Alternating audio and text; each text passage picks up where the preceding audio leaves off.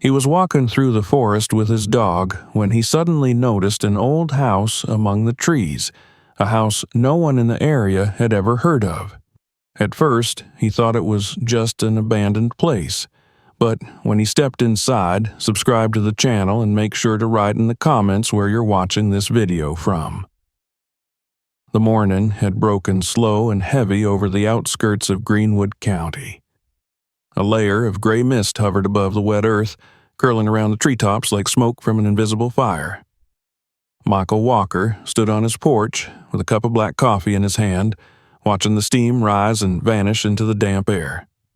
The world was quiet except for the rhythmic dripping of water from the eaves and the faint muffled sound of his old Labrador, Jack, sniffing at the puddles near the fence. It had rained hard through the night, a relentless southern downpour that had left the soil saturated, the air thick, and the morning oddly still. For Michael, it was the kind of day that demanded a walk, not because it was pleasant, but because silence pressed on him too hard when he stayed inside. He put on his old boots, the ones with the torn laces and cracked soles, and whistled for Jack. The dog trotted over, tail wagging, his fur still slightly damp. Michael took one last sip of coffee and set the cup down beside the worn railing. There was no real plan for the day. There hadn't been one for years. Since the accident, since the divorce, his life had fallen into an uncertain rhythm. Slow mornings, quiet work shifts, long evenings that stretched into nothing. Walking had become his refuge, a way to let the thoughts drain out like the rain that had soaked the ground. Jack was the only constant, the one creature who listened without question, who never asked about the past. The trail began at the back of his property and led into a stretch of woods that ran for miles before giving way to the old highway. The forest had always been there, older than any of the houses nearby, filled with pines and oaks whose roots twisted through the red earth like veins. After a storm, it smelled alive, wet bark, moss, decomposing leaves. Michael liked that smell. It reminded him of something steady, something the world hadn't yet ruined. He closed the gate behind him and started down the muddy path, Jack darting ahead, nose to the ground, tail wagging through the mist. The air was cool but heavy, and droplets still clung to the leaves, falling now and then in slow, deliberate taps. The sky was the color of pewter. Michael's breath came out in faint clouds as he walked. He kept his hands deep in the pockets of his jacket, feeling the shape of the small flashlight he always carried, out of habit more than need. The forest was familiar.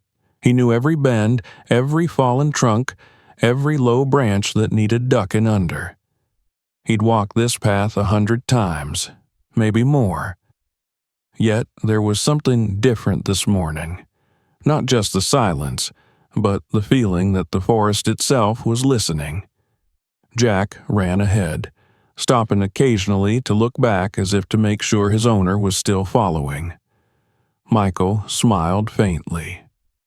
"Go on," he muttered under his breath, though his voice was swallowed by the damp air. The trail curved down into a hollow where the rainwater had collected, forming a shallow stream that wasn't there yesterday. Jack splashed through it without hesitation, sending droplets flying in every direction. Michael stepped carefully across, his boots sinking into the soft mud with a dull sucking sound. Half an hour passed in the steady rhythm of footsteps and dripping branches. The forest grew denser, darker. The mist thickened. Birds stirred somewhere in the canopy, their calls distant and uncertain. Michael's thoughts drifted to the long-haul roads he used to drive, the miles of asphalt that used to give him a sense of purpose, to the day it all ended, the crunch of metal, the hospital ceiling, the weeks that followed when he couldn't bear to look at himself in the mirror. Life had shrunk after that. From the open highway to a small house, a half-acre yard, and a dog that needed feeding. Some days it felt like penance, others like survival. Jack's bark cut through his thoughts, sharp, urgent. Michael stopped, heart lurching in his chest. The sound came from somewhere off the path, deeper into the woods. Jack barked again, then began growling, low and continuous. "Jack!" Michael called out, his voice echoing faintly. The dog didn't return. The undergrowth rustled. Michael hesitated for a moment, scanning the trees. He knew these woods well enough to feel uneasy. There were old sinkholes, uneven ground, roots that could twist an ankle. But Jack had never barked like that without reason. He turned off the trail and pushed through the ferns and shrubs, the branches scratching at his jacket. The ground sloped downward, the air growing colder, damper. He found Jack standing near the edge of a small ravine, tail stiff, fur bristling slightly. The dog was staring at something below, barking in bursts. Michael moved closer, peering over the edge. At first, he thought it was just part of the hillside that had collapsed from the rain. The soil was dark and loose, dotted with roots and stones. But then he saw it, a flat surface of reddish rock, perfectly smooth, with straight edges that could not be natural. Just beneath it, the outline of something wooden, a frame, maybe, or the remains of a wall. He slid down carefully, grabbing at roots for balance. The slope was slick, and mud smeared his jeans. At the bottom, he crouched and brushed away the wet dirt with his hands. Beneath the grime, old wood appeared, rough, swollen from moisture, but unmistakably shaped by human hands. It was a wall embedded in the side of the hill, its boards held together by rusted nails. Beside it, a narrow window frame, its glass long gone, and a crumbling brick chimney rising out of the earth like a broken tooth. Michael stepped back, staring. It wasn't possible. He'd lived here for years. He'd walked these woods every week. How could he have missed this? Jack whimpered behind him, pawing nervously at the ground. The dog's behavior unsettled him more than the discovery itself. Michael looked around. There were no signs of recent tracks, no litter, no evidence that anyone had been here in decades. The forest had swallowed this place whole. The trees around the structure were thick and tall, their roots pressing down over parts of the wall. He moved closer to what looked like a doorway, a half-rotted plank barely hanging by one hinge. The handle was gone, but there was a hole where it had been. He pressed lightly on the wood, and it creaked inward, releasing a breath of air that smelled of damp stone and rust. The interior was dark, but not completely. A faint, diffused light filtered through the cracks in the boards, revealing the outline of a single small room. Michael didn't step inside. He just stood there, peering in, heart beating faster. The place looked old. Older than anything else around, not a hunter's shack, not a cellar. Something different, a shelter, maybe, the kind of place built to be forgotten. He took a cautious breath and looked closer. There was a table against one wall, or what was left of it, a rusted lantern, the shape of a chair half collapsed. The floor was uneven, covered in layers of dirt and debris. He noticed a faint mark on the far wall, black streaks that looked like soot. He stepped back, running a hand over his chin. Part of him wanted to go inside, to explore, to know. Another part whispered that it was best left alone. The forest had a way of keeping its secrets. But then he thought of the years he'd spent wandering through the same paths, living the same days, feeling nothing. And now, here was something unexpected, something real. A mystery buried beneath his own land. He crouched and studied the ground again. The rain had done this, washed away just enough soil to reveal what lay hidden. If it hadn't stormed last night, he would have walked by none the wiser. Jack barked again, this time softer, uncertain. Michael reached out and patted his head. "It's all right, boy," he murmured. "Just an old place." The words sounded empty even to him. He glanced at the door once more. The smell coming from inside was earthy, metallic, not quite like decay, but close. He could see faint scratches on the inside of the door, as if someone had once tried to close it tight from within. He straightened, rubbing his palms on his jeans. The sensible part of him said to leave, go home, call the county office maybe, but the other part, the restless, searching part, told him to come back tomorrow, prepared. He took a few photographs on his phone, the screen flickering slightly in the dim light. The images looked surreal. The red stone, the window, the twisted roots gripping the structure like fingers. He pocketed the phone and began the slow climb back up, slipping twice in the mud. At the top, he turned for one last look.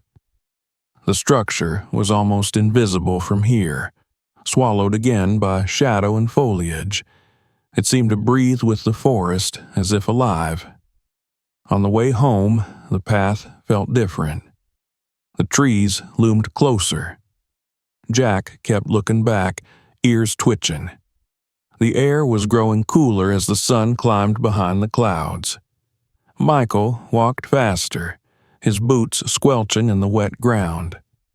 His mind raced through possibilities. An old settler's cabin, a storm shelter from the war years, maybe even something tied to the mines farther north. But the chimney suggested a dwelling, not a hiding place. Whoever had built it had lived there, at least for a time. And then they'd vanished, leaving no trace except what the rain had now uncovered. When the forest finally thinned and his small house came into view, Michael felt both relief and unease. He wiped his hands on the grass before stepping onto the porch, the smell of wet wood and mud clinging to him. Jack shook himself, sending droplets everywhere, then flopped onto the doormat with a sigh. Michael leaned against the railing and stared back toward the tree line. From here, the woods looked perfectly ordinary, just a wall of green fading into gray mist, no sign of what lay beneath. He couldn't shake the feeling that he'd stumbled into something meant to stay hidden. He went inside, made another cup of coffee, and sat at the kitchen table staring at his phone. The photographs glowed faintly on the screen. The more he looked, the more questions rose in his mind. Who had built that house? Why there, buried in stone? How long ago? He zoomed in on the door frame, noticing faint tool marks, the craftsmanship rough but deliberate. Then he looked at the soot on the wall. A fireplace meant warmth. Warmth meant someone had once called that place home. Outside, the wind shifted, carrying the scent of wet pine through the open window. Jack lifted his head and gave a low, uncertain growl. Michael turned, following the dog's gaze toward the forest. The sun had already begun to sink behind the clouds, casting long shadows across the yard. He reached over and closed the window, locking it with a quiet click. For a long time, he sat there, listening to the soft ticking of the clock and the distant creak of the porch boards cooling in the evening air. By nightfall, the forest was invisible again, just a dark mass beyond the glass. But Michael couldn't stop thinking about what he'd seen, about the smell of the damp air inside that hidden room, about the faint scratches on the door. It felt less like a discovery and more like an invitation, though from whom or what he couldn't say. As he lay in bed that night, the sound of rain began again, soft at first, then steady, as if the world itself was trying to wash the past back into the ground. But he knew, deep down, that come morning he would return to that place. Whatever it was, whoever had once lived there, their story had waited long enough. He closed his eyes, and in the dark behind his eyelids he saw again the outline of the buried house, the faint red stone glistening under the wet earth. Somewhere in the forest, water dripped, steady as a heartbeat. Jack shifted at the foot of the bed and gave a small, restless sigh. Outside, the storm deepened, and Michael, though exhausted, lay awake for hours, knowing that something had changed, that the forest had finally whispered back. The rain had stopped sometime before dawn, but the forest was still dripping when Michael set out again. He hadn't slept much. The image of that half-buried doorway had followed him through the night, surfacing again and again whenever he closed his eyes. He had dreamed of being underground, of breathing in damp air that smelled like rust and ashes, of something wooden groaning under pressure. When he woke, the sheets were twisted around his legs, and Jack was watching him from the foot of the bed, ears alert. It felt less like morning and more like a continuation of what had begun yesterday. He brewed coffee, packed a flashlight, gloves, and a small folding spade into his backpack, then clipped Jack's leash onto his collar even though the dog rarely needed one. The woods outside looked cleaner after the storm, the leaves gleaming dark green under the low sun. Mist clung to the ground in ribbons, and the air carried that particular chill that follows a long rain.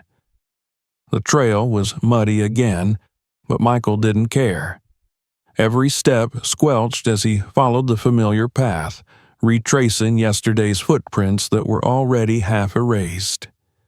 The forest seemed quieter than before, as if waiting.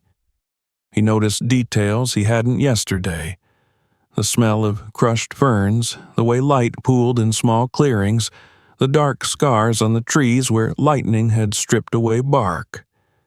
When they reached the hollow, Jack hesitated for a moment and gave a soft whine. Michael unclipped his leash. "Go on," he murmured, and the dog trotted forward reluctantly. The ravine looked almost the same. The slope had dried a little, though the soil was still soft enough to slide underfoot. The exposed section of stone gleamed faintly where the morning light hit it, and the door stood half open, just as he'd left it. He climbed down carefully, gripping at roots and rocks, the spade knocking against his thigh. Jack stayed at the top, circling and whining, his instincts telling him to keep his distance. Michael crouched near the door and took a long breath. The smell was still there, earth, moisture, and something else underneath like old metal. He turned on his flashlight and shone it into the interior. The beam cut through the darkness, revealing a single small room, its corners swallowed by shadow. The floor was uneven, layered with mud and dead leaves that must have blown in through the cracks. A broken chair leaned against the far wall. A wooden crate lay in pieces, its nails rusted to reddish dust. Against one wall stood what might once have been a table, half collapsed, and above it faint marks of smoke where a lamp or a candle must have burned. He stepped inside. The air was cool, almost cold, and thick with the scent of age.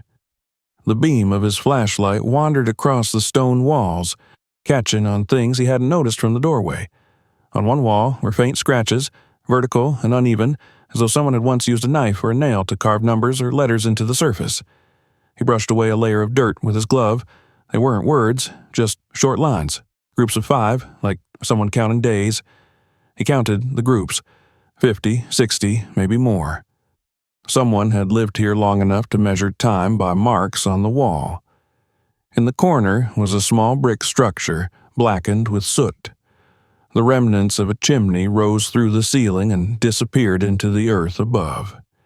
He crouched beside it, ran his fingers along the cold bricks and found a fragment of metal, the base of an old kerosene lamp.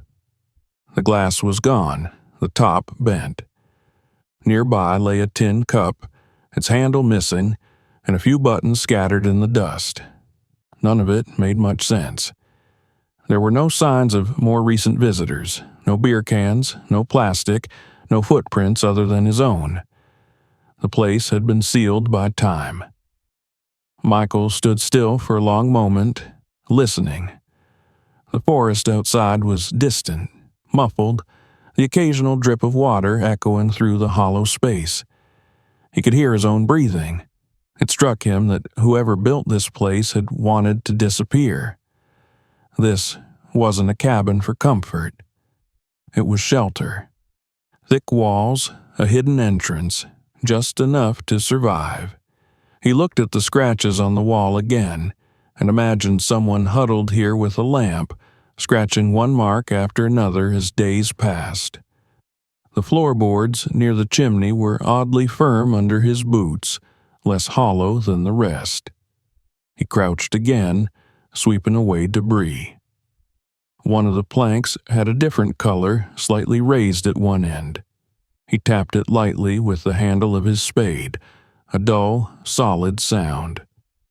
He wedged the edge of the spade under it and pried upward. The wood lifted with a groan, revealing a narrow gap packed with dirt. Something metallic glinted beneath. His pulse quickened. He dug carefully with his gloved hands until the outline of a box emerged, small, rectangular, its surface eaten by rust. He brushed away the last of the soil and tried to lift it, but it was heavier than he expected. The hinges were fused shut. He could just make out faint letters or initials scratched into the lid, though they were too worn to read. For a moment, he simply stared at it, his flashlight trembling slightly in his hand. Then he exhaled and set the plank aside. He knew he shouldn't take it. Whatever it was, it belonged to someone long gone. But leaving it there, buried again, felt wrong, as if the forest would swallow the last proof that anyone had ever lived here. He hesitated, then slid the box into his backpack. The weight of it pressed against his shoulders as he stood. He gave the room one last look, the soot, the markings, the fragments of life left behind, and then stepped back into daylight. Outside, the mist had lifted and beams of sunlight slanted through the trees. The forest felt different now, not just quiet but watchful, as though aware of what he carried. Jack barked from the ridge, tail wagging nervously. Michael climbed up the slope, wiping sweat from his forehead despite the cool air. When he reached the top, he looked back. From this angle, the doorway was barely visible, a dark shape at the base of the hill, framed by roots and moss. In a few weeks, maybe less, new growth would cover it completely again. He started the walk home, taking a different path that followed the edge of the stream. The sound of running water filled the silence between his thoughts. The box thudded against his back with every step. He wondered if it was worth anything. An old tool set, maybe, or some relic from the mining days. But the faint marks on the wall and the soot in the fireplace kept returning to his mind. There had been someone here. Someone who lived long enough to count time by scratches, who left behind a box and a room that smelled of smoke and metal. When his house came into view, sunlight was breaking through the clouds. He wiped his boots on the mat and went straight to the garage, setting the backpack on his workbench.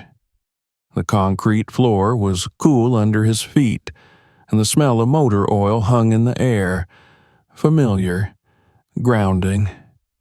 He took off his gloves, turned on the small desk lamp, and examined the box. The rust had eaten deep into the surface, but he could see that it had once been painted dark green. It was about the size of a shoebox, made of metal thick enough to survive decades underground. The lid had no visible lock, only a latch that had fused shut. He found an old screwdriver and tried prying at the latch, but it wouldn't move. He sprayed it with lubricant and waited. The metal hissed faintly as the oil soaked in. When he tried again, the latch gave a small crack and lifted. The hinges resisted, then groaned open. Inside, wrapped in what was once fabric but had decayed into threads, lay a bundle of papers, a small wooden box, and something that looked like a pendant chain tangled with dirt. He lifted the bundle out carefully and placed it on the table. The papers were damp but legible. They were letters, handwritten, in looping cursive that spoke of another time. The ink had faded to brown, and the edges of each page were crumbling. The top letter began with a name. Dear James. Michael scanned the lines. It was from someone named Martha, written in 1952. She spoke of the nights that feel longer every week, of keeping the child quiet when we hear voices, of trusting you to bring food next month. His heart tightened as he read. Another letter spoke of fear. They came by again. I don't know if they saw us. The words trailed off where water had blurred the ink. He set the letters aside and opened the small wooden box. Inside was a tiny oval locket, tarnished but intact.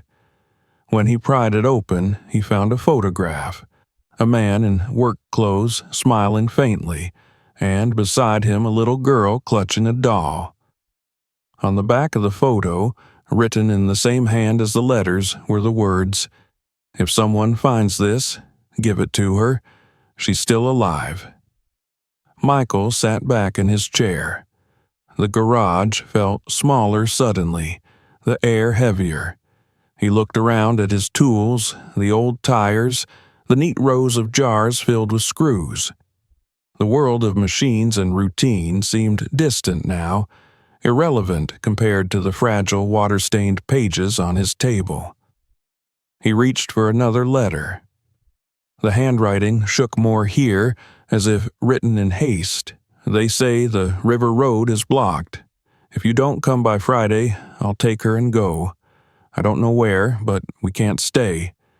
If this is the end, remember? The rest of the line was gone, eaten by time. He ran a hand through his hair. Whoever these people were, their story was buried here, on his land, their fear preserved in ink and paper. He imagined them. A man named James, a woman named Martha, their daughter hiding in that stone room, counting days on the wall. He could see the faint scratch marks now as human, desperate. This wasn't just an old shelter. It had been a refuge. He looked again at the photograph. The little girl's eyes seemed to meet his, even through the blur of age. "She's still alive," the message said, but that had been written 70 years ago. Could she be? And if she was, what would she think of a stranger finding her family's ghosts? Outside, the wind picked up, rattling the branches against the roof. Jack barked once, deep and low. Michael turned off the lamp and sat in the half-light of the garage, listening to the sound. The day had turned gray again, the sun slipping behind clouds. He reached out, touched the letters, and felt a quiet resolve building inside him. He didn't know why, but he couldn't just put the box away and forget it. He gathered the letters into a clean folder, slid the photograph inside, and locked the garage. The walk back to the house felt different this time, heavier, like each step carried a weight he hadn't chosen but couldn't set down. In the kitchen, he poured himself water, staring through the window at the darkening forest. The hidden house was still there, silent under the trees, holding its stories in the damp air. Michael knew he would go back again, not just to look, to understand. The forest had given him something he hadn't known he was looking for, a reason to move, to think, to care. The past, whatever it was, had reached out to him through the mud and rain, and now it was his turn to follow the trail it had left. The following morning rose with a thin veil of fog resting low over the yard, and the world seemed muted, as though sound itself had not yet awakened. Michael stood at the kitchen window with his coffee growing cold in his hand, staring out at the faint line of the forest where the mist pooled thickest. He hadn't slept again. Not really. His mind had replayed the same images through the night. The soot-stained walls, the scratches marking time, the letters written in a woman's careful hand. The small box now rested on his workbench in the garage, the papers spread out neatly beside it. He had read them all, every blurred word, until the ink began to swim before his eyes. He couldn't shake the sensation that he had interrupted something private, something sacred. Yet beneath that guilt lay something stronger: curiosity. A quiet need to know who these people had been and what had become of them. Jack's claws clicked on the kitchen floor as the dog moved restlessly, sensing his owner's tension. The coffee had gone bitter, but Michael drank it anyway, letting the heat anchor him to the present. The house around him was small, plain, white walls, simple furniture, a clock ticking steadily in the corner. But that morning it felt foreign, like he had woken inside someone else's life. The only thing that seemed real was the weight of the past calling from the edge of the woods. By mid-morning, he gave up pretending to do anything else and went to the garage. The letters were just as he had left them, edges curling slightly where the air had dried the last traces of dampness. The photograph lay on top, the image faintly warped from moisture. The man's smile was subdued, tired perhaps, but his arm around the small girl's shoulders was steady and protective. Martha's handwriting on the back.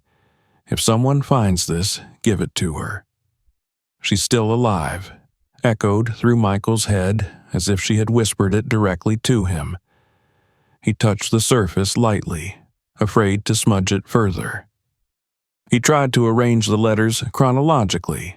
Some were dated, others not. The earliest, from the summer of 1951, spoke of a new start. "James," it began, "the house near the quarry is smaller than I imagined, but it feels safe. We'll manage." The tone was hopeful then, steady. By the following spring, the words had grown shorter, sentences clipped, ink pressed harder into the page. "It's been quiet for 2 nights," she wrote. "The others have moved farther north. I don't know if we should stay." The final letter ended abruptly, a smear of ink where the pen must have faltered. The box had preserved them like a message in a bottle, waiting for someone to find them long after everyone who mattered was gone. He turned the locket over in his fingers. Inside, the small photograph of the girl, perhaps 5 years old, was clearer than the larger one. She was laughing, her hair tied with a ribbon. It felt almost impossible to reconcile that joy with the fear that bled through her mother's words. He wondered if the girl had ever known about the letters, about the hidden shelter. Did she remember the smell of that damp, stone room, the sound of her father's boots on the floorboards, or had those memories faded, buried like the house itself? Michael found himself pacing the garage, the restlessness building. He needed to know more. He needed proof that these people were real, not just ghosts conjured by a forgotten box. The clues were few: names, dates, the faint stamp of a local store on a receipt. Yet that was enough to start. He fetched his laptop from the kitchen and set it beside the papers. The internet was a strange, indifferent archive of lives, but sometimes it yielded miracles. He typed, James Johnson, Greenwood County, 1953, and hundreds of results appeared, most irrelevant, some connected to minors, obituaries, census data. He narrowed the search. Greenwood County, missing persons 1950s, then Greenwood County mine collapse 1953. A newspaper scan surfaced, its type blurred but legible enough to make his pulse quicken. The headline read, "Local miner feared dead after collapse." The name, James Johnson, stared back at him from the brittle newsprint. Beneath it, a brief note, survived by wife Martha and daughter Clara. Clara. The name lifted something inside him like the first glimpse of light after too much darkness. It wasn't much, but it was a direction. He leaned back, exhaling slowly. Martha's letters hadn't mentioned a last name for her daughter, but now he had one. He printed the article, folded it carefully, and added it to the pile on the table. He imagined the sequence of events: the man trapped in a collapsed shaft, the family fleeing to the woods, the mother leaving behind her letters as a proof of their existence. The idea that anyone might still be alive to remember it all felt almost absurd. Still, Martha's last message lingered. She's still alive. He wanted to believe that meant something more than wishful hope written in desperation. The day slipped away as he dug deeper. He called the county records office, pretending to be researching family history. The clerk, polite but distracted, confirmed that there had been a Johnson family living near the quarry until the early 1950s. The property had been condemned after the collapse of the northern mine. Most of the area was forest now. Michael thanked her and hung up, staring at the notepad filled with names and addresses. He traced the letters with his pen until the ink smudged. When he finally stepped outside, the sun was sinking low. The forest glowed gold and green, peaceful again, as if nothing in it could have ever held sorrow. Jack bounded ahead, tail wagging, eager for a walk. Michael followed, drawn back toward the place that had started all of this. The air smelled of pine resin and damp soil, and somewhere a woodpecker hammered steadily against a trunk. As they neared the ravine, the light shifted, darker, older somehow. He stopped at the top of the slope and looked down. The entrance was still there, unchanged, but it no longer felt like a ruin. It felt inhabited by memory. He descended carefully, this time with gloves and a small lantern instead of a flashlight.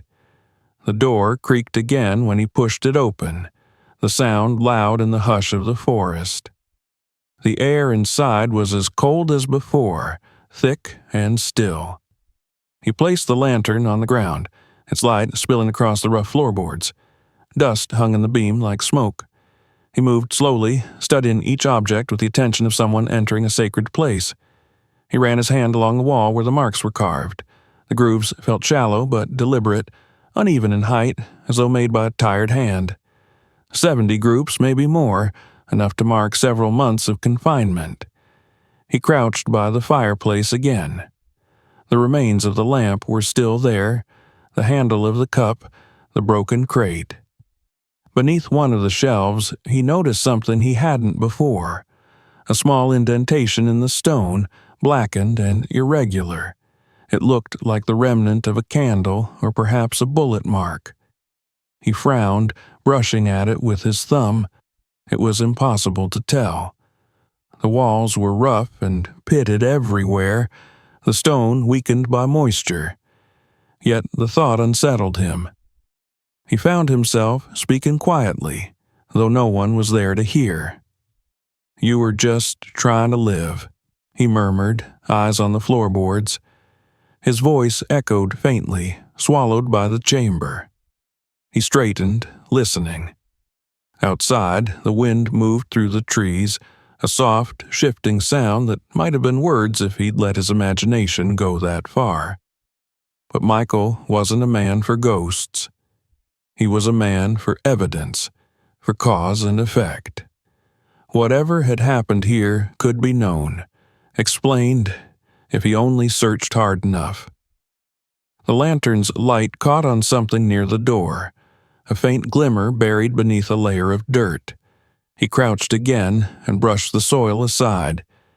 A single coin lay there, dull and tarnished. When he turned it over, he saw the date, 1949. U.S. Mint, nothing rare, yet the ordinary object seemed to vibrate with significance.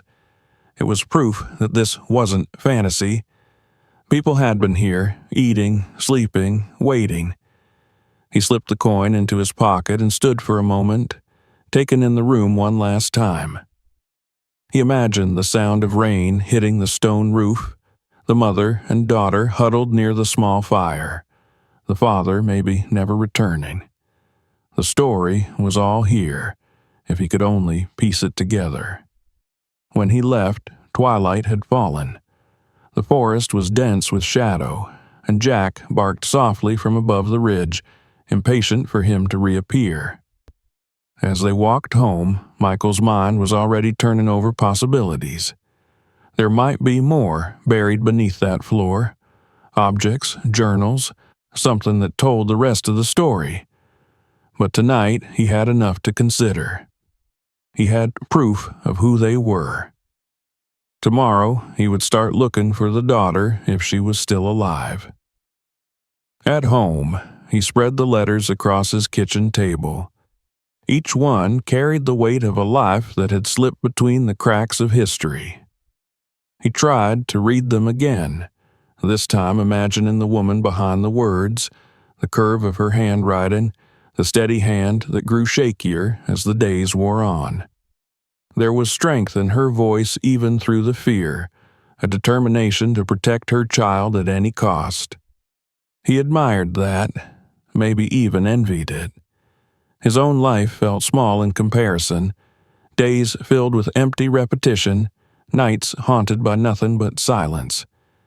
Yet now he had a purpose, even if it wasn't his own. He took out the printed newspaper article and laid it beside the letters. The ink was faint but legible. The description of the mine collapse was brief, just a few lines about an accident, a failed rescue attempt, and the assumption that the bodies were unrecoverable. There was no mention of what happened afterward. The world had simply moved on. It struck him how easily entire lives could vanish, erased by time and indifference. If he hadn't taken that walk, if the storm hadn't washed away the hillside, no one would ever have known. That thought unsettled and humbled him at once. The night deepened, the forest outside black now, a solid wall beyond the window. Jack slept by the door, his breathing slow and steady. Michael sat at the table long after midnight, tracing the edge of the photograph with his thumb. The girl's smile seemed brighter in the lamplight. "Clara," he said softly, testing the name. It felt strange on his tongue, like invoking someone who might still be listening. He didn't know what he hoped to find by seeking her out. Maybe just proof that survival was possible, that the story didn't end with that dark room in the hill. Or maybe he simply wanted to see the face of someone who had lived through what he could only imagine. When exhaustion finally claimed him, he fell asleep in the chair. The letters spread out around him like fragments of another world. His dreams were murky, filled with shifting light and the echo of a woman's voice that said over and over, "Remember." He woke before dawn, stiff and cold, the edges of the papers fluttering in the draft from the window. Outside, the horizon was paling. The new day waited, heavy with questions, and somewhere beyond the trees, the past still whispered its unfinished story. The next morning came gray and heavy, with the smell of rain still hanging in the air. The light that seeped through Michael's curtains was pale and cold, the kind that makes the world feel unsteady, caught between dawn and day. He woke before the alarm, heart already restless, the same image waiting behind his eyes. The letters on his kitchen table, the child's face in the photograph, and the words on the back that he could not stop reading. If someone finds this, give it to her. She's still alive. He didn't know what force had driven him into this search, only that doing nothing now felt impossible. He made coffee and watched Jack through the window as the dog wandered along the edge of the yard, sniffing the damp grass. The forest beyond stood silent, hiding its secrets again beneath a film of mist. Michael's mind kept returning to the man in the newspaper clipping. James Johnson, local miner, missing after collapse. There had been no mention of recovery, no follow-up. A single paragraph in a forgotten archive, and that was all. But the family had existed. He had proof now. And if the daughter had survived, then maybe somewhere in this same county, she had grown old, carrying those memories quietly like a scar that never fully healed. He packed the letters carefully into a folder, placed the photograph inside, and drove into town. The roads were slick with last night's drizzle, the fields on either side blurred by fog. The main street was nearly empty at this hour, just a few trucks parked outside the diner, the scent of frying bacon drifting faintly through the air. Greenwood was the kind of town where the past still clung to every brick, where the clock tower had not worked in 20 years, but no one had bothered to repair it. As he passed the courthouse, he caught his reflection in the window. Tired eyes, unshaven jaw, a man chasing ghosts.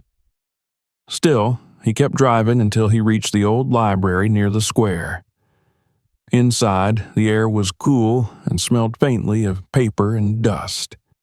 The librarian, a woman in her 60s with sharp eyes and a soft voice, looked up from behind the desk. "Help you find something?" she asked. Michael hesitated, then said, "I'm looking for local newspaper archives, around the early 1950s. Greenwood County Chronicle, maybe the Register, too." She nodded, curiosity flickering in her eyes, but said nothing more. Within minutes, she led him to a back room lined with metal filing cabinets and a single microfilm reader humming quietly in the corner. He worked for hours, feeding reels into the machine, scanning grainy headlines that spoke of harvest, small-town fairs, and factory disputes. Occasionally, he found darker stories, house fires, missing persons, floods, but most had no connection to what he sought. The words blurred until his eyes ached. Then, sometime after noon, a headline caught his breath. "Family flees. After quarry fire, house destroyed." The date matched one of Martha's letters. The article was brief, almost dismissive. The home of James and Martha Johnson, located near the northern quarry, was destroyed by fire last night. Authorities suspect arson. Mr. Johnson was not at home during the incident. His whereabouts are currently unknown. Mrs. Johnson and her young daughter are believed to have escaped uninjured. There was no follow-up story, no arrest, no resolution. He printed the page and stared at it. So it was true. The fire, the flight, the fear that lived in those letters. He could almost see it now. The night sky burning orange above the trees, Martha carrying her child through the dark, the smell of smoke on her hands. He folded the copy carefully and slipped it into his folder beside the others. The librarian stopped by a while later, curious about his work. When he explained he was tracing an old family connected to the quarry, she frowned thoughtfully. "Johnson," she murmured. "That name rings a bell. My father worked at the quarry before it closed. He used to talk about a man who disappeared there. Said he was one of the few who stayed behind when things got bad. That would have been 53, maybe? Her eyes narrowed slightly. Why do you ask? Michael hesitated, unsure how much to reveal. Just came across something of theirs, trying to piece together what happened.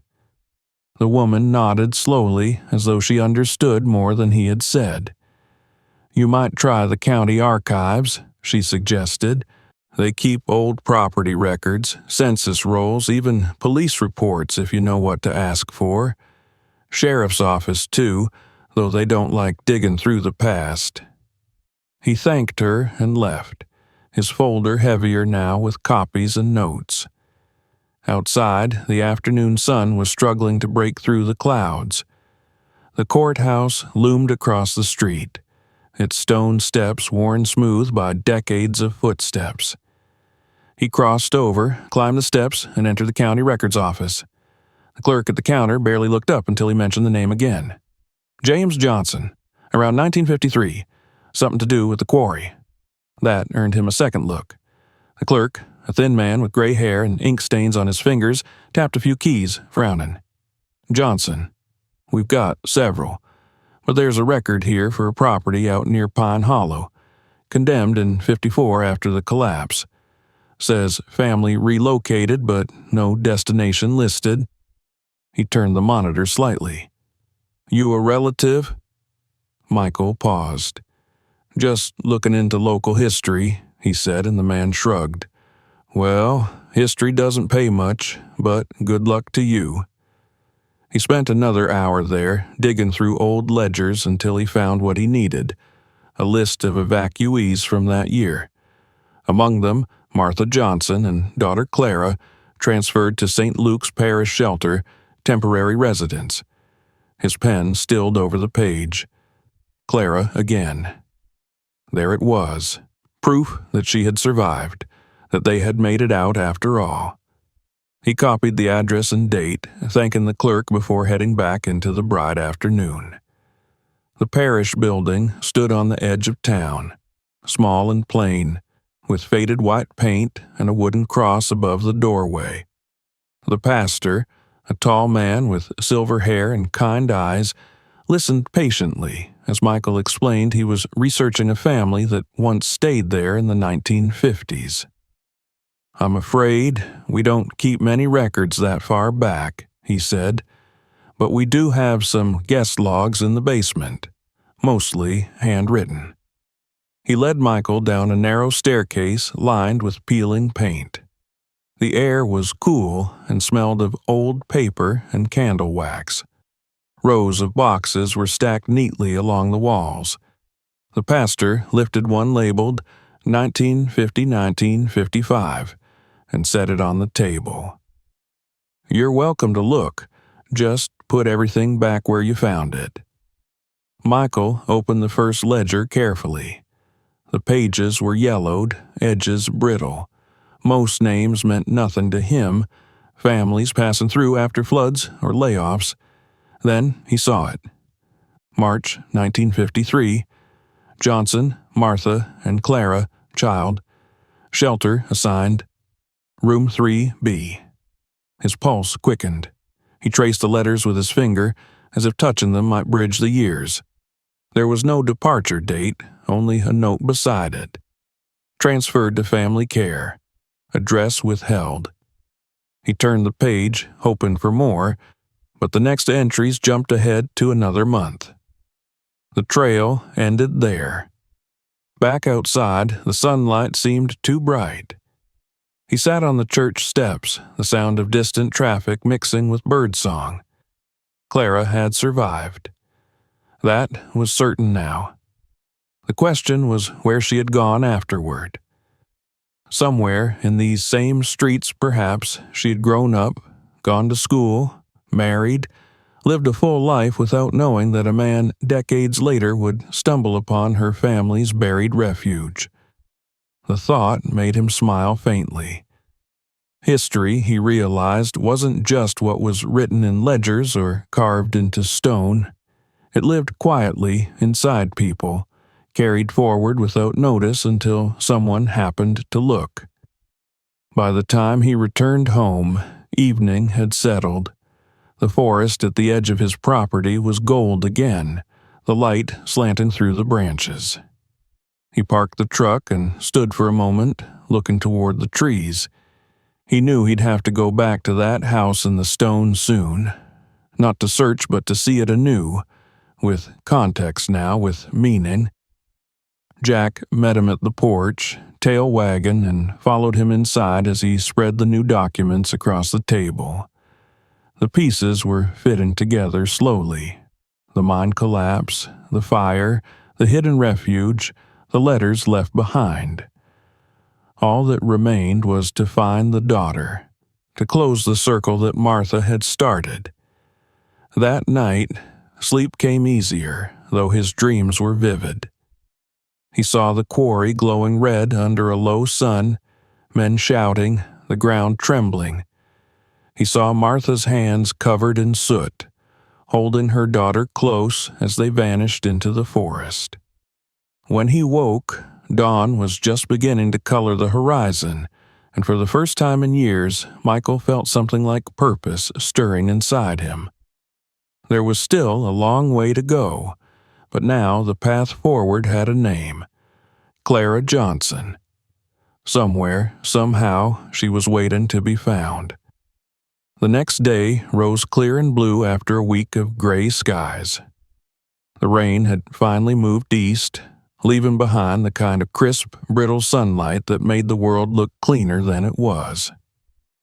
Michael woke before dawn again, as if his mind had been waiting for the first light to give permission to move.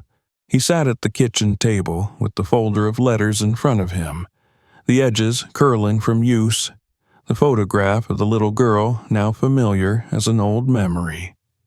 Clara. The name still felt strange on his tongue, distant yet intimate. Somewhere out there, he thought, she might still be alive. That single possibility was enough to draw him out of bed and back into motion. He started by searching every local directory he could find. Clara Johnson was not an uncommon name, and there were dozens scattered across Mississippi and neighboring states, but only one matched the right age. A Clara Banks, formerly Clara Johnson, living in a small town about 40 miles away. The public records site gave a few spare details: 73 years old, widow, no listed children. There was an address: a quiet residential street near the edge of an old industrial district. For a long while, he stared at the screen, uncertain whether to trust the coincidence. But when he looked again at the handwriting on the back of the photograph, the words seemed to push him forward. She's still alive. By late morning, he was driving down the 2-lane highway that cut through endless fields of cotton and soy. The truck's radio played softly, a static-filled gospel station fading in and out. Jack was in the passenger seat, head resting on the window ledge, eyes half closed. The further they drove, the more the land opened up. Abandoned barns, rusted water towers, roads that looked unused for decades. The small town appeared suddenly, tucked between low hills and clusters of oak trees. Its main street was narrow, lined with brick buildings whose signs had long since faded. There was a diner, a thrift store, and a post office that looked too quiet to still be open. He followed the address from his phone until he found himself on a road that curved toward the outskirts, where houses grew smaller and farther apart. Clara Banks lived in a modest one-story home with pale blue siding and a front porch shaded by an overgrown magnolia tree. A faded wooden chair sat near the steps, and a wind chime tinkled softly in the breeze. Michael parked at the curb and sat for a moment, hands on the steering wheel. What exactly was he going to say? That he'd found her family's secret refuge buried in the woods? That he'd read her mother's letters and held her father's photograph? It all sounded absurd, like a story someone invents to fill silence. Yet he knew that not telling her would be worse, that the letters had waited too long already. He left Jack in the truck, promising he'd be quick, and walked up the narrow path to the porch. The wood creaked under his boots. For a moment, he hesitated, then knocked. It took a while before footsteps approached from inside. The door opened a few inches, and a woman's face appeared, framed by the gray hair pulled back neatly. Her eyes, sharp and curious, studied him in silence. She looked older than he expected, but still strong, her posture straight. "Can I help you?" she asked, her voice steady but cautious. "Mrs. Banks?" he said quietly. "My name is Michael Walker. I believe I've found something that belonged to your family." Her brow furrowed. "My family?" He nodded and carefully held up the photograph. "This was buried on my property, near Greenwood. I think it's you when you were a child." For a long moment, she didn't move. Her eyes fixed on the photograph, her expression unreadable. Then she pushed the door open wider and stepped onto the porch. The color had drained from her face. "Where did you get that?" He explained as simply as he could, the storm, the hillside, the hidden house built into stone, the letters, the box. As he spoke, she gripped the porch railing, her knuckles white. When he finished, there was silence except for the faint clinking of the wind chime. Finally, she exhaled slowly and said, "You'd better come in." Inside, the house was neat and filled with sunlight filtering through the lace curtains. Family photographs lined the walls, children, grandchildren, holidays, but none older than a few decades. She led him to the living room where a soft armchair faced a small table stacked with books and a half-finished jigsaw puzzle. Michael sat opposite her, the photograph between them on the table. She looked at it again, touching the edge with her fingertips. "That's me," she said at last. Her voice trembled slightly. "That's my mother and father. I didn't know this picture still existed." He opened the folder and laid out the letters one by one. Her eyes widened when she saw her mother's handwriting. "I remember those letters," she whispered.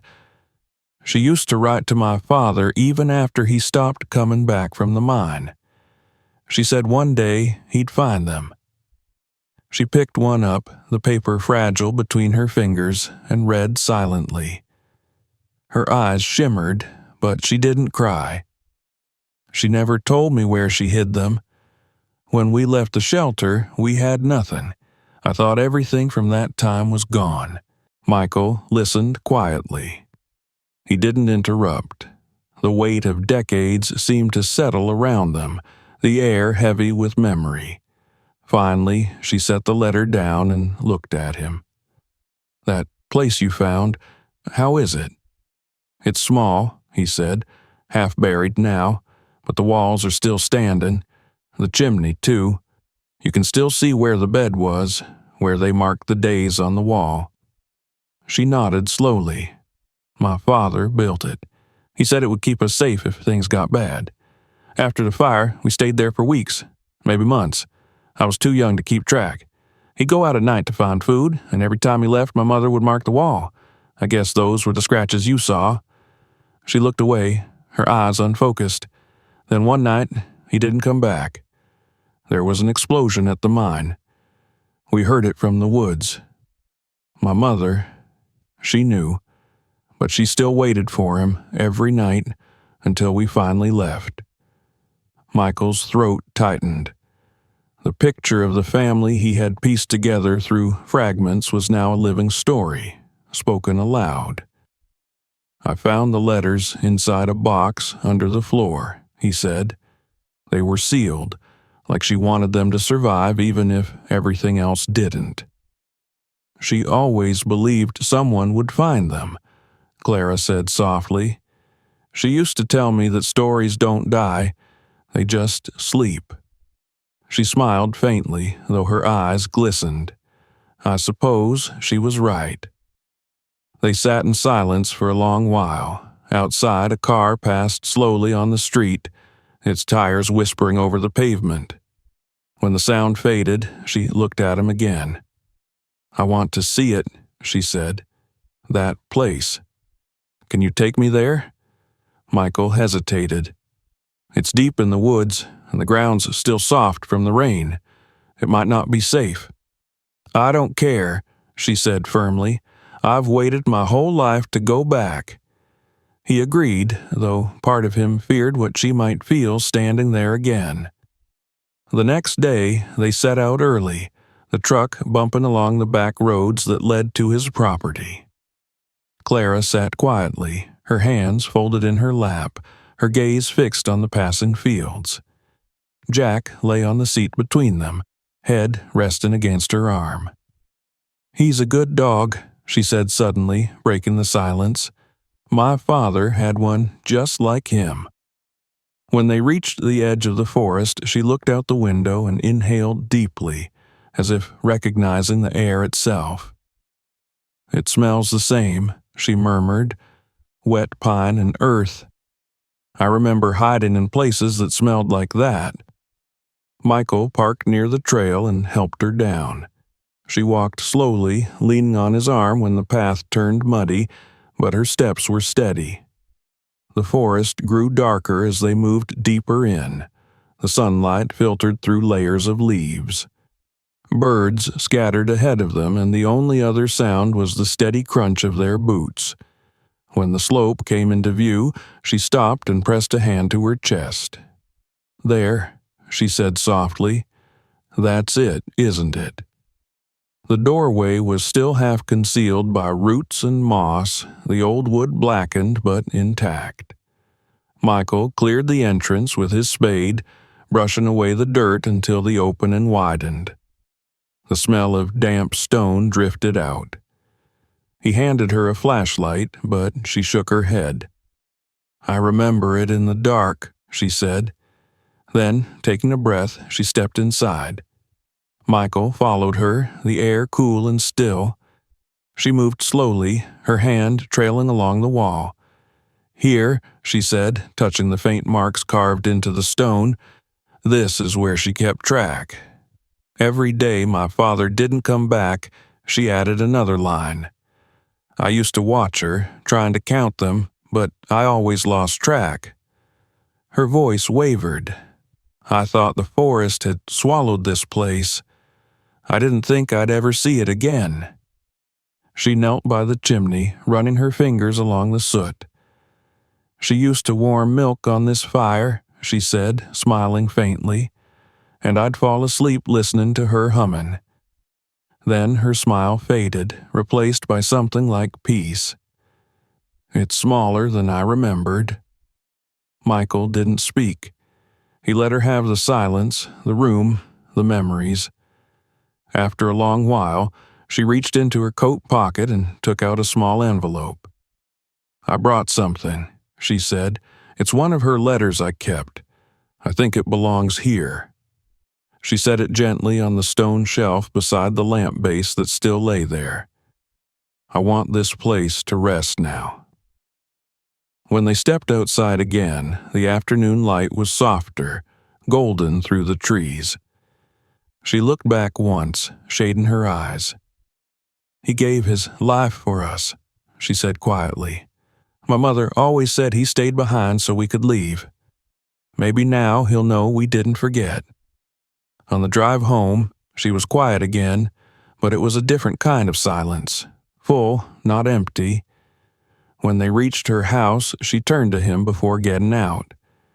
"Thank you," she said simply. "You didn't have to do any of this, but you did.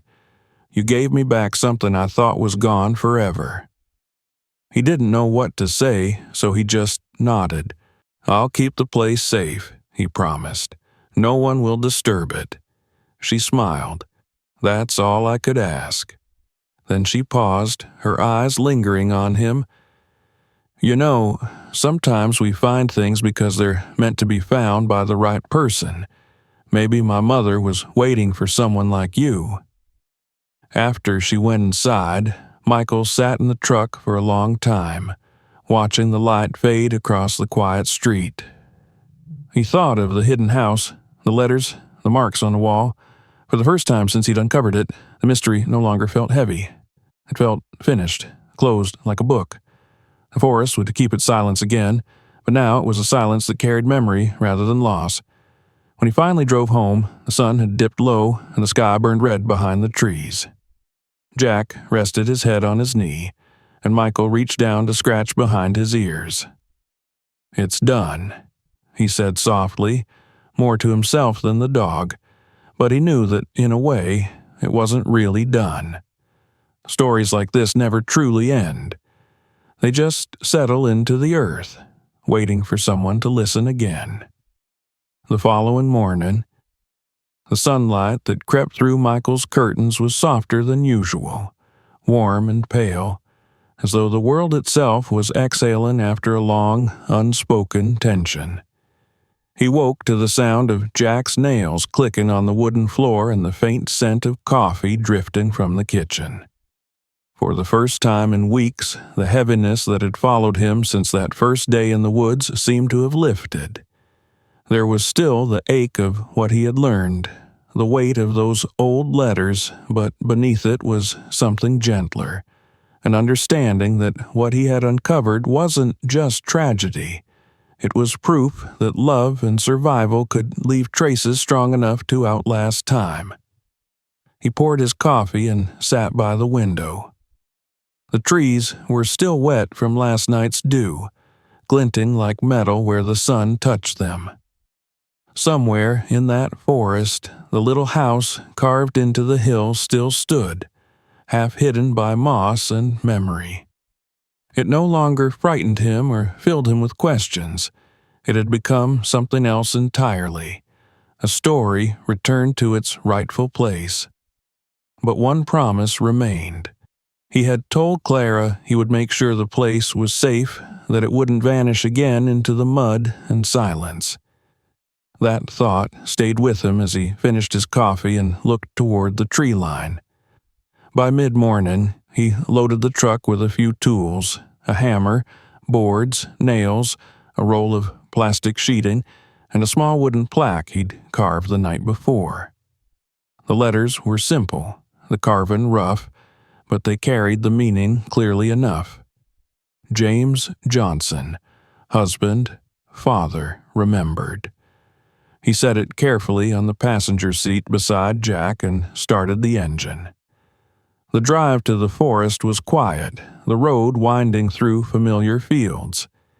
Each mile felt like a return not only to that hidden place, but to something in himself that he hadn't realized had gone missing, a sense of purpose, of belonging to something larger than his own solitary life. When he reached the edge of the property, he parked by the fence and shouldered the supplies.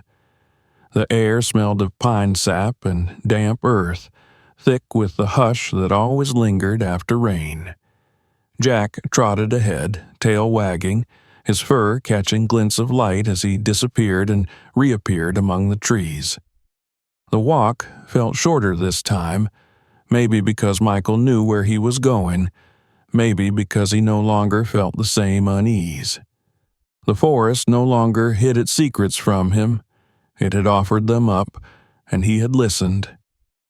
At the clearing near the slope, he stopped to rest and looked around. The morning light fell in thin, slanted beams through the canopy, painting the ground in streaks of gold. The entrance to the house was almost invisible now, veiled by vines that had already begun to reclaim the disturbed soil. He knelt, brushing them aside until the outline of the wooden frame emerged again. The door leaned forward slightly, as though bowing under the weight of time. Michael set down his tools and placed a small lantern on the ground beside him. "All right, old friend," he murmured to the hill. "Let's make sure you stay standing." The work took longer than he expected. The ground near the foundation was soft, and each nail drove into the damp wood with a muffled thud. He replaced loose boards, patched gaps with tar paper, and covered the exposed sections of the wall with the plastic sheeting to keep out the rain. Every so often, he paused and listened. The forest was alive with small sounds, the rustle of a squirrel in the branches, the creak of trees shifting in the wind, the soft rush of water somewhere deeper in the woods. It was the same sound that had surrounded the Johnson family all those years ago. He could almost imagine them here again, James repairing something by the fire, Martha humming quietly to her daughter, marking another day on the wall. When the entrance was secure, he stood back and examined his work. The structure looked sturdier now, though still humble, still part of the earth. He unpacked the plaque and placed it just above the doorway, pressing the nails in carefully until it held firm. For a long moment, he stood there in silence, hat in hand. "You're home again," he said softly. The words carried easily into the trees, absorbed by the air. Jack barked once, drawing his attention to the path behind him. He turned and saw someone approaching through the trees. Slow, careful steps, a cane glinting in the sunlight. It took him a moment to recognize her, but when he did, he smiled. Clara had come back. She was wearing the same long coat as before, her white hair pulled neatly behind her ears. "I told you I'd make it safe," he said as she drew closer. She stopped a few feet away, catching her breath, and looked at the house. "You did more than that," she said quietly. "It looks almost peaceful." Her eyes lingered on the plaque, and for a moment her lips trembled. "He would have liked that. My father always said he wanted to be remembered for something honest. This is honest." Michael nodded. He built it with his hands. "It's only right that it stands a little longer because of yours." She smiled faintly, her eyes glistening. "When I was a girl, I used to dream that one day someone would find this place and tell me it wasn't all in my head, that it had really happened." She looked at him, her voice soft. "Now I can stop dreaming." He helped her to a fallen log where she could sit, and together they watched the sunlight move across the clearing. She took out a small tin box from her coat pocket and held it out to him. "These are for you," she said. Inside were 2 photographs, copies of the ones he had returned to her along with a new one, a black and white picture of her as a teenager, smiling beside a woman who could only have been Martha. "For the place," she added, "so that anyone who finds it after us will know who we were." He accepted them carefully. "I'll put them inside, maybe in a frame, so they don't fade." She nodded. "Do you ever think about how we find things when we're meant to? Not by chance, but because we're ready to see them?" Michael looked out at the trees, their trunks catching the last edge of sunlight. "I do now," he said. "Before this, I thought the world just happened to people. But maybe it waits for the right person to listen." For a while, they said nothing. The forest seemed to breathe around them, the branches swaying gently overhead. Then Clara reached into her bag again and pulled out a folded piece of paper. "I wrote something," she said. "I don't know if you'd call it a prayer or just a goodbye." She unfolded it, and her voice, though quiet, carried clearly through the clearing. "For the ones who stayed behind, for the ones who built and waited, for those who loved enough to endure. May the earth be kind to you, and may the wind remember your names." When she finished, she laid the paper inside the doorway and closed her eyes. Michael watched her, his chest tightening. There was something sacred about the stillness that followed, the way the forest seemed to pause as if listening too. The air felt heavier, older, filled with the weight of everything that had been left unsaid between past and present. He wanted to tell her how much this moment meant, how much her courage and her forgiveness mattered, but the words didn't come. Instead, he simply stood beside her in silence, letting the forest speak for them both. They stayed until the sun began to sink, the light turning amber and thin. When they finally started back toward the truck, Clara stopped once more and looked behind her. "Promise me you'll keep coming here," she said, "not just for me, but because places like this die when people stop remembering." "I promise," he said. "It won't be forgotten." She smiled, and for the first time since he'd met her, her face looked lighter, free of the weight she had carried for so long. As they walked back through the trees, the forest grew brighter, the air filled with the hum of crickets and the distant cry of a hawk. When they reached the clearing where the trail met the open field, she stopped again and turned to him. "I think my mother would have liked you," she said with a faint smile. "You're careful with things that matter." He didn't know how to respond except with a quiet nod. "I think I just got lucky," he said. "Sometimes the earth gives you something it knows you'll take care of." That night, after he had dropped her off and returned home, he sat on the porch long after darkness fell. The sky was clear, scattered with stars that shimmered like dust. The woods beyond his property were quiet now, but he knew that deep inside them, the little house stood secure, its doorway marked, its story safe. He thought of Clara returning to her warm home, of her mother's letters resting once more where they belonged. The story had closed its circle, and yet he felt that in some way it was still unfolding, carried forward by everyone who would one day hear it. When he finally went inside, Jack followed close behind and curled up near his feet. Michael turned off the lamp and sat for a while in the dark, listening to the night sounds outside, the chirping of insects, the faint rustle of leaves. He thought about the marks on the wall of that stone room, the scratches that had once counted the days of waiting. They weren't just a record of passing time, he realized. They were proof of endurance, of hope that refused to die even when everything else had fallen apart. In that sense, the marks belonged to all of them: James, Martha, Clara, and maybe even him. As sleep began to pull at him, he felt an odd kind of peace settle over the house. The forest had stopped being a place of mystery. It had become something else, a keeper of memory, a reminder that even the smallest lives could leave echoes worth finding. Before drifting off, he whispered a quiet promise to himself, to keep tending the place, to make sure it never disappeared again. And somewhere beyond the trees, he liked to imagine that the forest listened, the earth shifting slightly in acknowledgement, as if agreeing to share the responsibility of remembering. The morning that followed was still and golden, the kind of morning that feels like a held breath before something ends.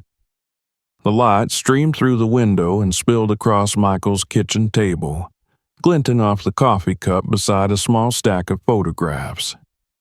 He sat there quietly, tracing the edge of one photo with his thumb, the one of Clara as a young girl with her parents standing behind her. It was the same image he had first found buried in the rusted box, but now it no longer looked like a relic from another world. It looked like a promise fulfilled. Outside, Jack barked once at a squirrel and then settled under the porch, his steady breathing a soft rhythm against the hush of the morning. Michael finished his coffee slowly, his thoughts drifting back to the forest. He knew he would go there again today, not because he had to, but because he wanted to. Since that afternoon with Clara, something inside him had shifted. The house and the stone no longer felt like a mystery demanding to be solved. It felt like a friend. Each time he thought of it, he saw it not as a ruin, but as a living piece of the world. Fragile, yes, but enduring. The idea of leaving it behind, letting the forest swallow it again, was unthinkable. And now he had work to do. By mid-morning, he had loaded the truck with fresh boards, a can of varnish, and the simple wooden bench he had built the night before. It was smooth and sturdy, carved from oak, the kind of thing meant to last through years of rain and wind. He planned to set it beside the entrance so that anyone who came there, if anyone ever did, could sit for a while and feel what he had felt, that the past was not dead, merely resting beneath the soil. The drive to the edge of the woods was familiar now, the road bending in ways that had once felt endless, but now unfolded easily before him. The sky stretched wide, cloudless, and the air smelled faintly of sun-warmed pine. When he stepped out, the hum of insects filled the quiet, and somewhere far off he heard the low call of a mourning dove. The sound carried through the trees like a memory. Jack trotted ahead, his tail wagging lazily, disappearing into the undergrowth. The forest felt lighter than before. Perhaps it was only his imagination, but the shadows seemed softer, the spaces between trees more open. The air itself carried a sense of peace. As he walked, he noticed small things he hadn't before. Wildflowers pushing through the moss, new saplings growing in the clearings. Life continued, always filling the spaces left behind.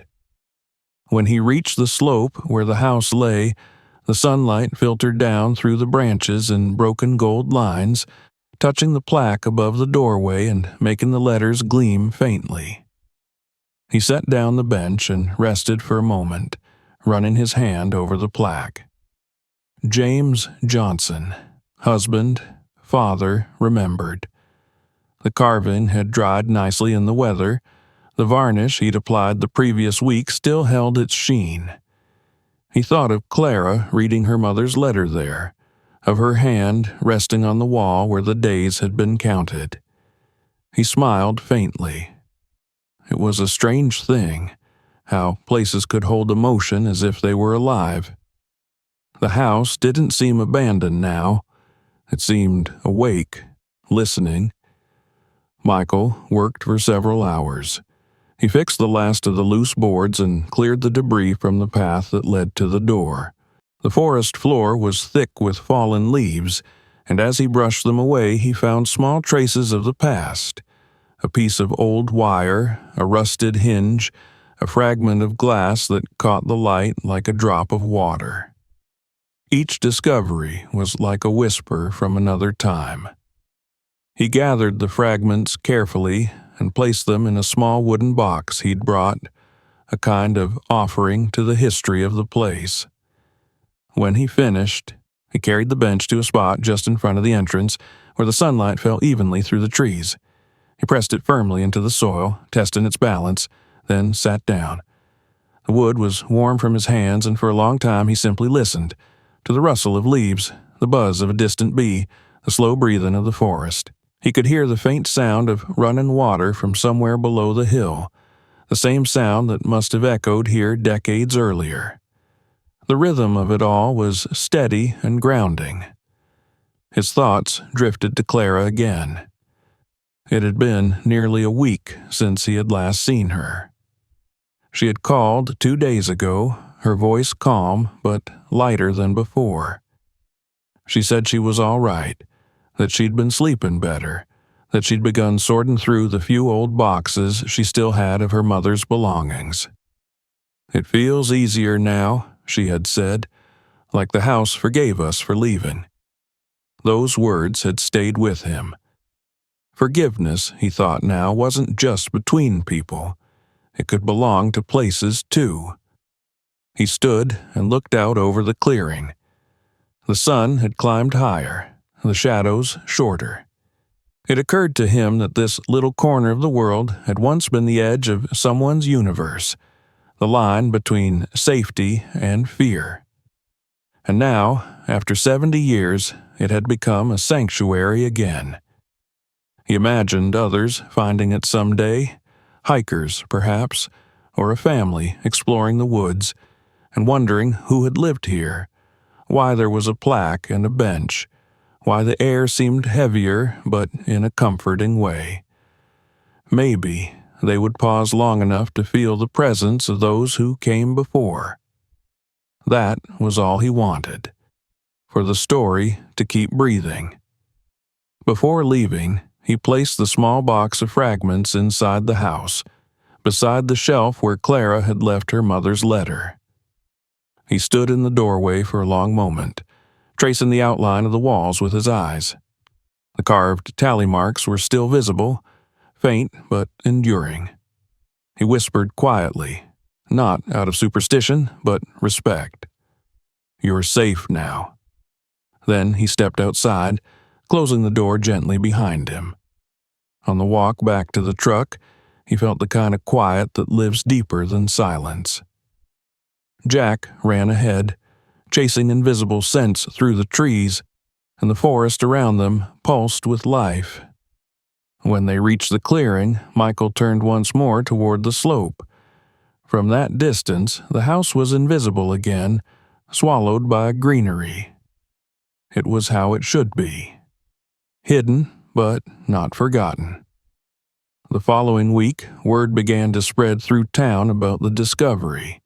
It started with an article in the local paper written by a young journalist who had heard about the lost family refuge through a friend at the parish.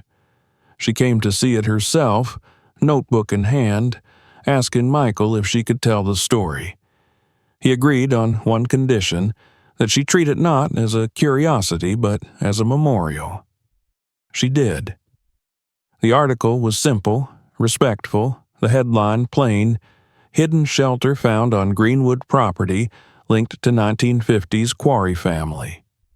Beneath it, a photograph of the plaque and the bench, sunlight streaming through the trees. Within a few weeks, people began visiting the site. Not crowds, just a few at a time. Teachers bringing students, a local historian with his camera, an elderly couple who had once lived near the quarry. Some left flowers. Others just sat quietly on the bench. Each visitor left something intangible behind. Their presence, their silence, their acknowledgement. The story of the Johnson family, once buried under earth and neglect, had become part of the community's memory again. Michael never sought attention for it. He went about his days as usual, working in the garage, walking Jack, stopping by the diner for coffee. But something in him had changed. He found himself talking to people more, noticing small kindnesses he might once have overlooked. When neighbors asked about the house, he told them simply, it was a place where a family tried to survive. They made it through. That's what matters. And each time he said it, the words felt less like history and more like truth about the present. In early autumn, a small ceremony was held in the forest. The local council had decided to recognize the site as a heritage landmark, not grandly, but officially enough that it would be protected. Clara attended, wearing a simple gray coat, her cane steady in her hand. When it came time to speak, she didn't read from notes. She just looked at the small group of people gathered under the trees and said, "This place saved us once, and now it saves us again by reminding us who we were." Her voice trembled, but her smile was radiant. Afterward, she and Michael walked together to the bench. The air was cool and smelled faintly of rain. She sat down, resting her hands on the smooth wood. "It feels like peace here," she said. He nodded. "It is." She reached out and took his hand, squeezing it lightly. "Thank you, Michael. You gave my family back its place in the world." He shook his head. "No, the world just waited for you to come home." As evening fell and the last of the visitors drifted away, Michael stayed behind. The light through the trees turned amber, and the forest hummed softly, as though alive with gratitude. He sat on the bench, Jack lying beside him, and watched the sky darken. The air cooled, carrying the faint scent of wood smoke from somewhere far off. He thought of all that had happened, the discovery, the letters, the voices that had risen again after so many years, and felt something deep inside settle into stillness. By the time he stood to leave, the first stars had appeared between the branches. He looked back one last time at the small door in the hillside, now barely visible in the twilight. The plaque caught the last glimmer of light, a golden flash that faded as night took hold. He smiled and whispered, "Rest easy." On the drive home, the world felt wide and open. The road shimmered faintly under the moonlight, and the trees on either side swayed gently in the wind. When he reached his house, he turned off the headlights and sat for a while, listening to the crickets. The story was finished, but it would never truly end. It would live in the wind that passed through the trees, in the quiet footsteps of anyone who wandered that forest and paused to wonder who had come before. Inside, the house felt warm. Jack curled up by the door, sighing contentedly. Michael poured himself one last cup of coffee and stepped onto the porch. The stars above were sharp and clear, the kind of stars that made time feel smaller. He thought of the inscription on the plaque, of the lives it represented, and of how, in the end, all people wanted the same thing: to be remembered with kindness. He lifted the cup to his lips, the steam rising into the cool night air. Somewhere beyond the trees, a faint breeze stirred the leaves, carrying with it the scent of pine and the whisper of old voices at peace. And for the first time in years, Michael felt entirely still, as though the world and he were finally breathing in rhythm. The house and the stone, the family who had built it, the forest that had kept their secret, all of it had found its rest. And in their quiet endurance, he had found his own. Before you go, don't forget, stories like this one are just the beginning. Hit subscribe right now so you never miss the next discovery waiting to be uncovered.